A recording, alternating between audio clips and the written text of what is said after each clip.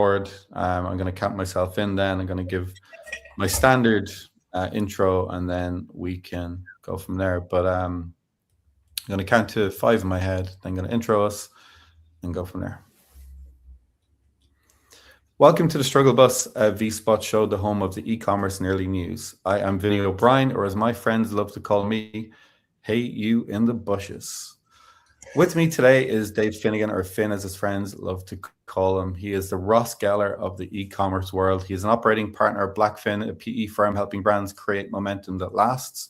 He holds many advisory roles, including ones with the NRF, the Retail AI Council, and is a keen member of the Explorers Club based out of New York, but one of 34 chapters around the world.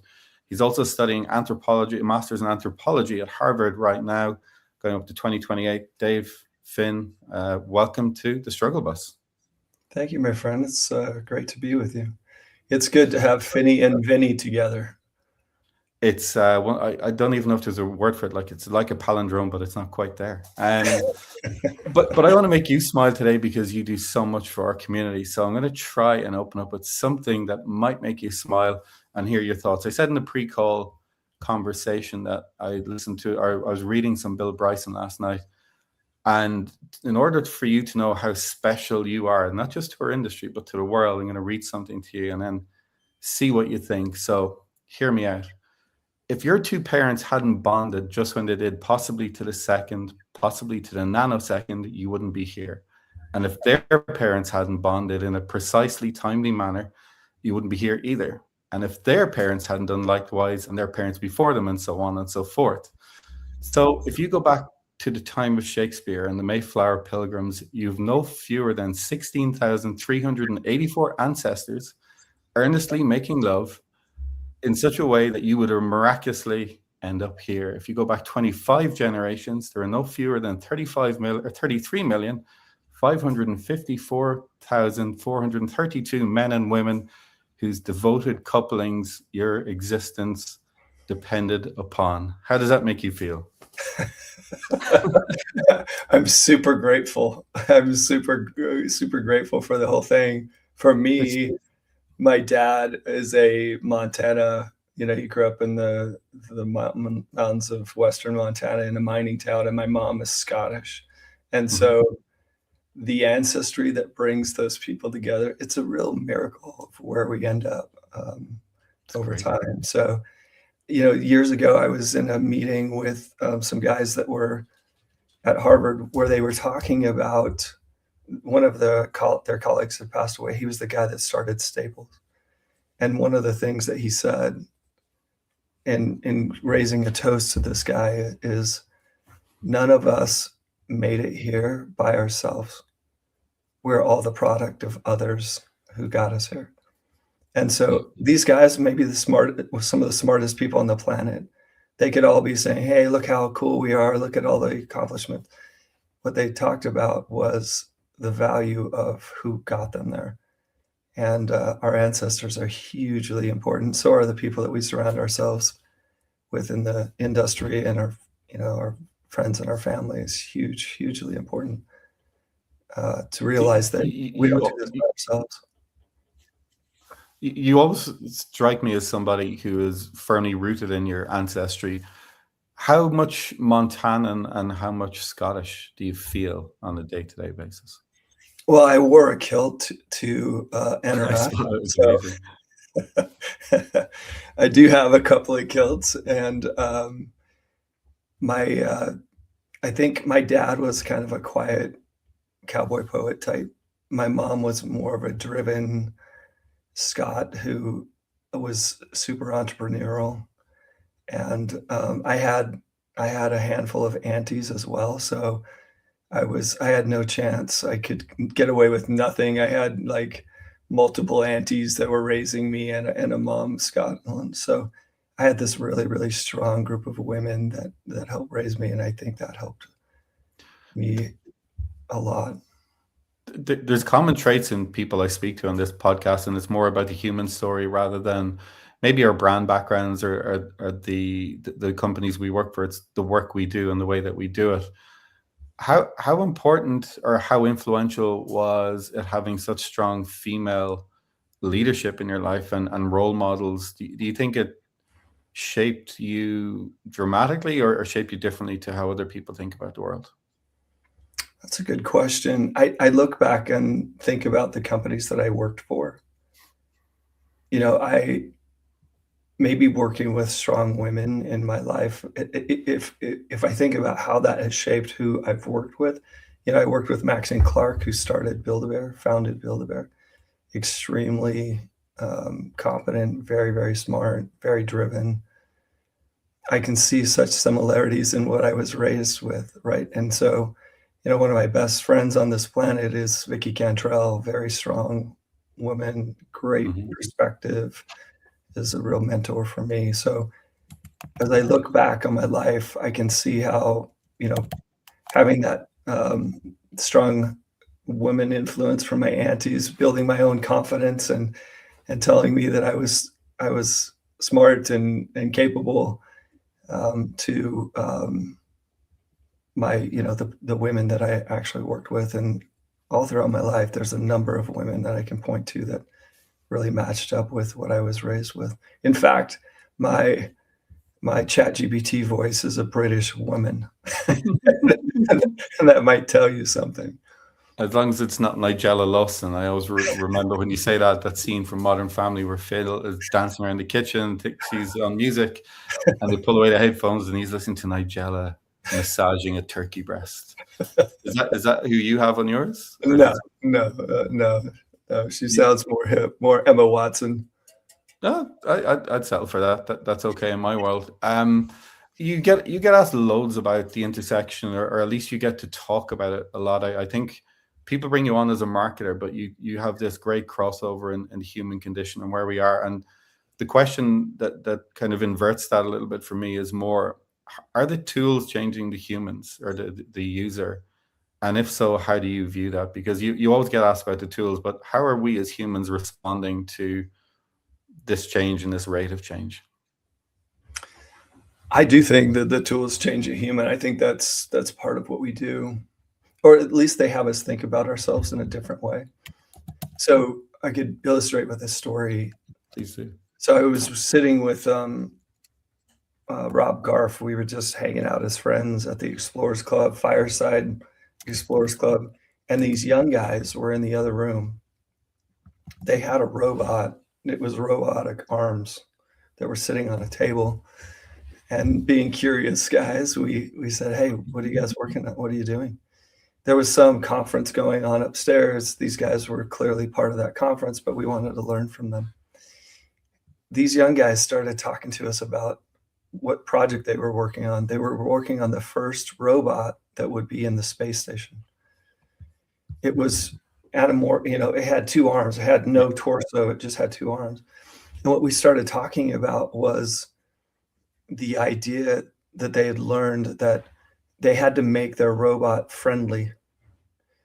And I found that very curious. And I said, "What does that mean?" And they said, "Well, if you think about interacting with humans, if I were to get really close to you and talk to you, or I move too fast or I move too slow, then Yeah. my likability, this kind of unwritten rule of what we are as humans, my likability goes down." And so what they had to think through is what makes us most human Mhm. that I can reflect in this experience so that as humans, we can interact with it in a more meaningful and a more helpful way. And so I feel like that play of these new tools are actually teaching us a lot about ourselves as we reflect on what makes us human. So I feel like it's a back and forth. Where do we get the time to do it? Because most people that are at a seniority you're at don't enjoy the time to embed the cultural psychology and mindset that you require to be a modern brand marketer, because we've gone through this phase of, you know, this hedonistic mantra of better, faster, more, quicker all the time, where now we need to slow down a little bit. And we've exchanged a few stories, but how do you earn that time for yourself, or is it available at all? I think it's a mind.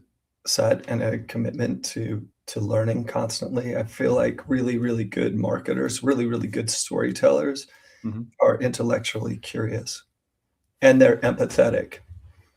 And we often overuse the word empathy, I think, when we talk Mhm. about creation of products and things like that. Empathy is a investigative process, right? It's asking a question over and over and drilling more and more into it, and it's an ongoing investigation of what the real need is. That's what I think really, really good marketers do. So as a marketer, I'm a huge, huge proponent of performance marketing. Hugely important. But I think sometimes we throw all of our chips into that one part of the board to the detriment of telling great stories, which are the things that actually connect to humans in a more meaningful way. That's empathy, that's thinking about the story. And I find that the combination of those 2 are the combination that creates the best result. The original construct behind this show was that we talk about the beautiful friction of building, and we tried to provide. I'm reading it verbatim. I just pulled it up so I could read it back to you. But we provide a seat for everyone who knows the job is tough but shows up regardless, proving that shared empathy is the fuel that drives innovation. And you've kind of touched upon that. Then, if I fast forward into the world of AI, where things have got exponentially quicker and more demanding, and it means that we got to assimilate things even quicker. Being consistent in your point of view is something you maintain better than most people I know, which I'm always astonished at when I hear you speak, because that consistency is part of the ability to not just tell a story but know where it comes from, which I think is a skill in itself. But I sent you over this crazy story about Clinton's Folly and the kind of rebirth of New York, and it was a part of my own NRF building experience, trying to understand where where New York was 300 years ago, 33,000 people, not really a center of commerce. To today, it is the center of the earth, depending on who you speak to. But it is this huge, big ball of energy where global trade takes place. The part of the story that I loved was the idea this guy took it on himself to go to the UK, Canvas White, to try and build canals. And I'll go backwards on the story in a few minutes. And he kind of seems like you a little bit to me. He took time to walk the path and learn how canals were built. And then during that journey, he learned there was this new cement that could be there to stop water leaking out of the canals and save people millions, and maintenance contracts and all these kind of things. Firstly, did you think it was crazy when I sent you the story? And secondly, I'm sure someone like you was probably aware of the Erie Canal and its importance to North American trade. Yeah, I did know about the Erie Canal and how important it is because I used to live in Southern Vermont, and I would drive Mhm. over to Albany to fly out or take trains. So I would start where the Erie Canal started. Amazing. So I'd go through Troy all the time. So I'm very familiar with Erie Canal and how critical from a technology perspective that Mm. transformed the eastern seaboard of the United States and spurred growth for so many other communities like Chicago and other places Yeah. where it connected the East Coast. So I was aware of that. I wasn't aware of Canvas White, but now he's one of my heroes. So thank you for putting him on my radar. Since you shared that story with me, I've watched hours of footage about this guy and what made him special. What was interesting about him is the problem of the water in the canal going out Mm. as seeping away would be detrimental and fall apart. So they had to figure out how they were going to, create a cement that would do this. No one knew how to do this. No one in America had done this before. Yeah. So what was interesting about what you shared is, and which I think is really, really, really special about this guy, is that real progress happens when someone takes responsibility for the problem that no one owns yet. So everyone saw it as a problem, but real progress happened when someone owns that problem and goes to do something about it. And that's what he did. And what he did is he went to Europe to see how the Europeans were doing it. He didn't have to start from scratch. He wanted to get inspiration from other places and then bring it back. So that Well, was so significant in my view. yeah, it was amazing as well that he did it on his own dollar. He was a 21, 22-year-old man at the time, went to the UK and did all of that great work and brought it back. And then he took what was a 100-year project known as Clinton's Folly, the governor's desire to have this canal built.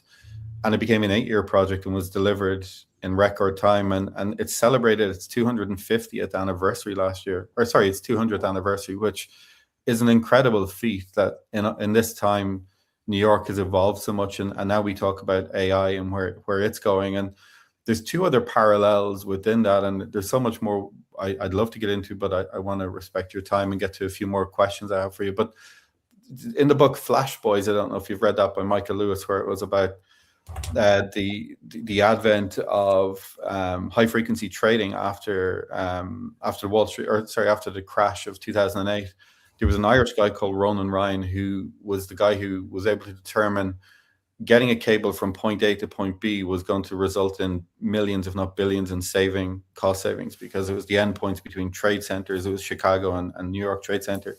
And it ended up that when he was bringing the final cable into New York, he had all the big banks bidding like millions for a place, having a data center closest to the server coming in, because they were going to get signals on trades quicker than their competitors. So he solved that. And then there's this other kind of symbiotic relationship we have with America and Ireland, which is the transatlantic cable, which comes into not far from where I live. And I just remember we held a conference here in 2019, and we this great speaker. He's a musician by trade, but this guy's called Philip King. He came in to talk about the opening of the cable and how important it was for him. He had two daughters who'd emigrated to the East Coast of America, and now this fiber optic cabling meant it was possible for his daughters to come home with his grandkids to do their work in Ireland. He said it's not likely, but it's now possible. And he talked about the power of possibility. So when I get to that power of possibility, when it comes to things like AI and the responsibility of doing the job, where does the responsibility lie for making sure that we do it right, Finn? And what are those guardrails that we should be building to help us evolve as humans and to make the job better that we do? Because you talk a lot about recognition over surveillance, I should say. Yeah, so for me, especially where we are with AI, being early is less about being right than it is about being willing, right? Okay. The willingness to do is way more important than being right, because you're gonna figure it out. What was really interesting about the building of the canal is that they learned how to build the canal by building the canal. They didn't have anyone that had done this before, right? Yeah. And so the fact that they had identified, here's what we want to do, and they had a willingness to do it, even though they knew that they'd run into a whole bunch in fact, Jefferson said this was near madness to do this, right? And he was a super, super smart guy. And so they were, because of their willingness to do it, and their iterative process of problem solving, that's what innovated this. That's what created this innovation that was really, really meaningful. So for me, it's a lot less about trying to figure out how to do it right and more about a willingness to jump in.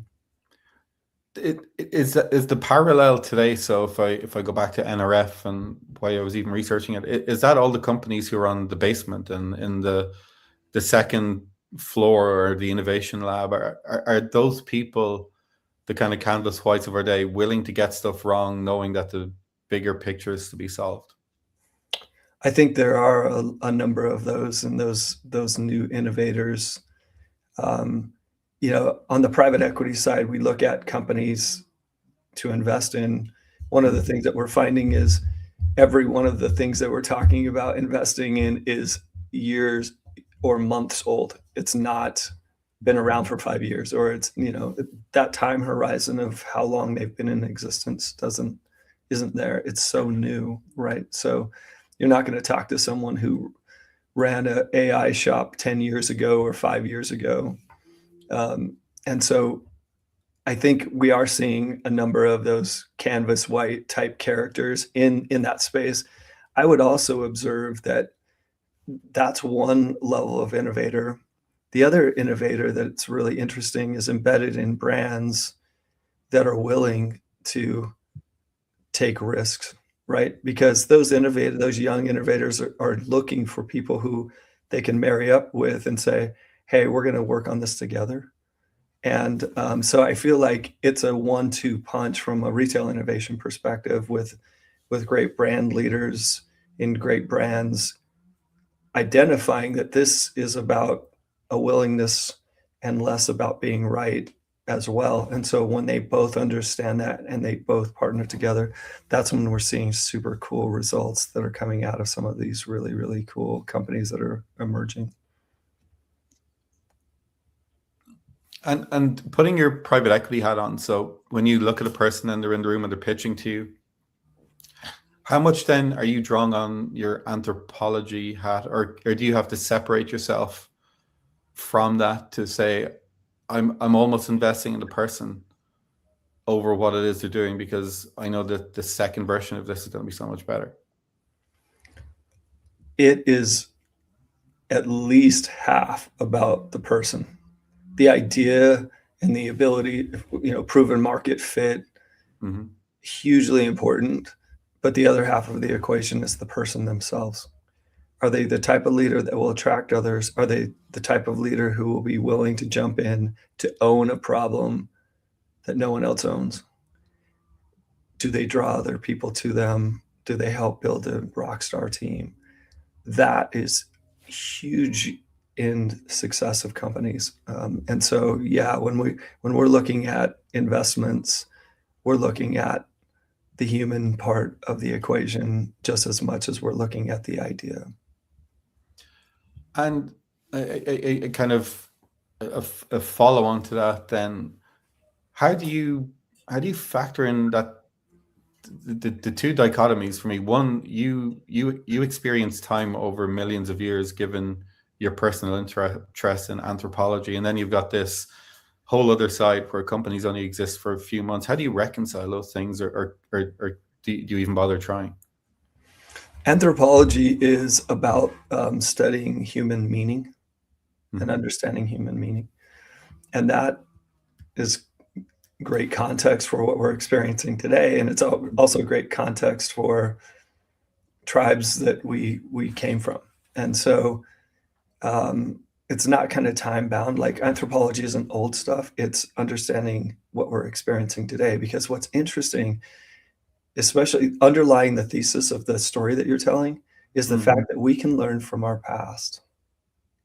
We can learn from the innovators of our past. And when we do that and we apply that meaning to our current day, it can help us navigate things in a much more meaningful way and a much more successful way. What will future generations look back on today and say, what can we learn from this generation? What meaning are we giving to people right now?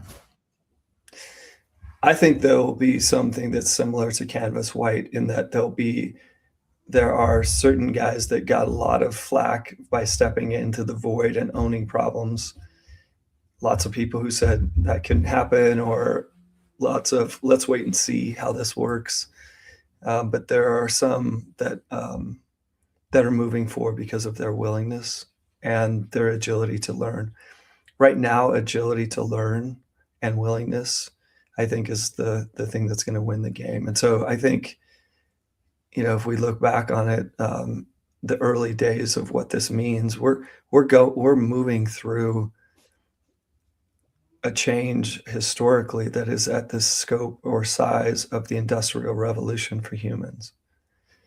And if you think about in the Industrial Revolution, we were automating muscle power. Now we're automating intellectual power, brain power. And when we look back on it, we're just at the beginning of that process, right? And it's exponentially changing faster. The difference between those two times one of the main differences is the AI side of this is much more compressed. In other words, we're doing it faster. It took decades for the Industrial Revolution to roll through humanity. This is going to take a much shorter time, and so our ability to learn and adapt rapidly is going to be much more important.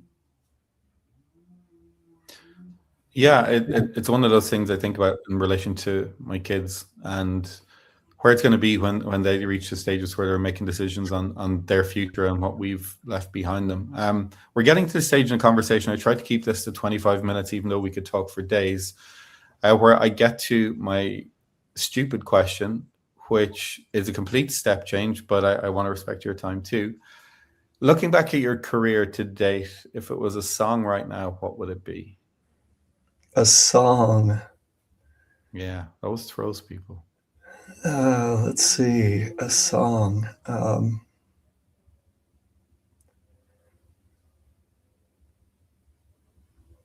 You know, one of my favorite songs, I don't know if this really illustrates my life, but one of my favorite songs that I've ever had is Temple of the Dog, Hunger Strike, which is, it's essentially about as you become successful, remembering where you're from and the people who got you there. At least that is the story for me. And so maybe it's a mashup of a bunch of songs, but that one would certainly be in my mix for sure. I'm going to be throwing it on the Struggle Bus playlist and sharing it out. I'm going to have to listen to it later on with the lads and see what they think. Finn, you've been so kind with your time. I want to try and get to wrap this up, but I think in saying knowing where you're from, you're one of those people who lives that quality really, really well. The kilt as well is a giveaway. Now, just on the kilt, maybe you can answer this with a quick yes or no. Scotsmen usually wear nothing underneath the kilt, and I've asked numerous people to confirm or deny at NRF, were you full Scot or part Scot?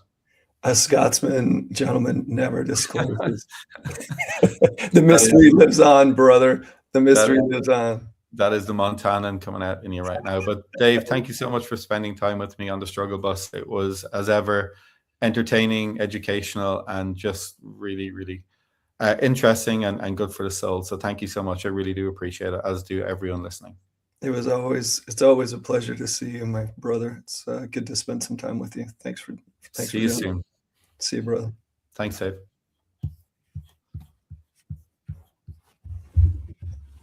Amazing. Thank you so much. The only thing I'd